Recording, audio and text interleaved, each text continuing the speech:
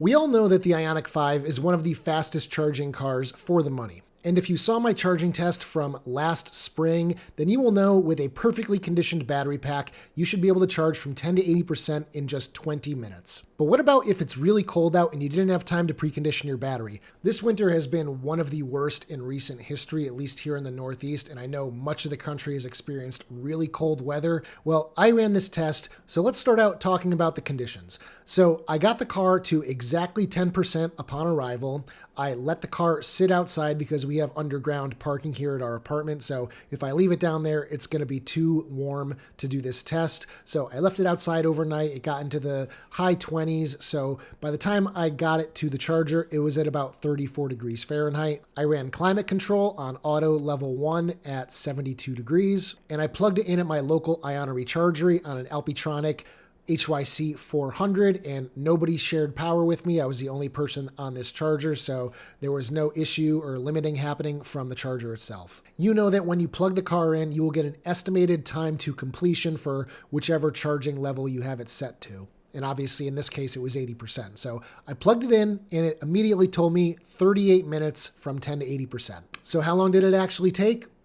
34 minutes. So about 70% longer than if you had a perfectly conditioned battery pack. So by no means fast for a Hyundai or a Kia, but it's basically in line with a lot of the competition in the US with fully warmed battery packs. So even on a bad day, you're still not doing too bad. Now, of course, if it's colder than 34 degrees, expect this charging time to be lengthened. So it could be 45 minutes, it could be 50 minutes. I don't really know. I haven't tested at those low of temperatures. So I plotted the data from my perfect charging session versus this cold charging session. So on the x-axis, you have time, and on the y-axis, you have charging speed in kilowatts. The red line is the perfect charging session, and the blue line is this cold charging session. On the screen now, you're also seeing the real-time data from the charging test. It's sped up just to make this video shorter, but you can see all the data if you really want to go through it with a fine-tooth comb. So as you can see here, with a nice warm battery pack on a perfect day, you'll see upwards of 250 kilowatts in the first 5 minutes of charging. And then once it's around 250, it just holds that for a solid 5 minutes. And that's what's giving you this really beefy 10 to 80% charging time. By the 10-minute mark, you're at about 175 kilowatts, and then it kind of tapers down. So by about 10 minutes in, you're at about 175 kilowatts, and then it ramps down a bit more. And then by the time you're at about 16 minutes or so, you're hovering a little over 100 kilowatts. Now with the cold battery pack, you can see that you plug in, and for 12, 13 minutes, you are holding about 70 to 75 kilowatts. And the reason it's so slow is that a cold battery just can't take in that much power all at once. The chemical reactions happening in the battery happen slower when the battery is cold. Batteries like to be at about the same temperature as us humans, so 70 to 75 degrees to be comfortable. But you'll notice at that about 12 or 13 minute mark, it does spike up over 100 kilowatts. And that's because the battery management system has some hard limits where it will allow more charging power. So I was taking notes when I did this. So I noticed that when the battery pack reached 50 degrees Fahrenheit at 28% state of charge, that's when it jumped up to 125 kilowatts. You'll notice on the plot here a couple blips between 15 and 20 minutes where it briefly spiked, but then it came back down, so I don't think those are hard temperature limits that it was kind of doing there. The next big limit is going to be 77 degrees Fahrenheit, which is the perfect temperature for the battery pack to pull full charging power for that exact state of charge. So you can see that we hit 77 degrees Fahrenheit at about 22, 23 minutes. And that's where the battery pack reached its maximum charging speed for this session of 158 kilowatts, which it held for about 4 minutes or so. And then after those few minutes, it slowly tapered down to just under 100 kilowatts when it finished up the charging session. Now, I've got several videos on my channel about battery conditioning. So if you have a 2024 or older Ioniq 5, there's a video specific to you. If you have a 2025 or newer Ioniq 5, there's a video specific to you, because there are some pretty significant differences between battery conditioning between the two cars that you need to be aware of. With everybody rushing out to buy these cars before the end of the tax credit at the end of September 2025, there's a lot of EV newbies here, and a lot of people don't understand how important it is to warm your battery pack up for DC fast charging. I see people saying, hey, I preconditioned for 5 or 10 minutes and I went to charge and I only got 50 or 60 kilowatts. Yeah, because it's going to take upwards of 45 minutes when it's close to freezing to warm your battery pack up. 10 minutes isn't going to get you anything. Here's a chart that I made with some data that I collected running various battery conditioning tests on various cars, Ioniq 5, EV9, Ioniq 6.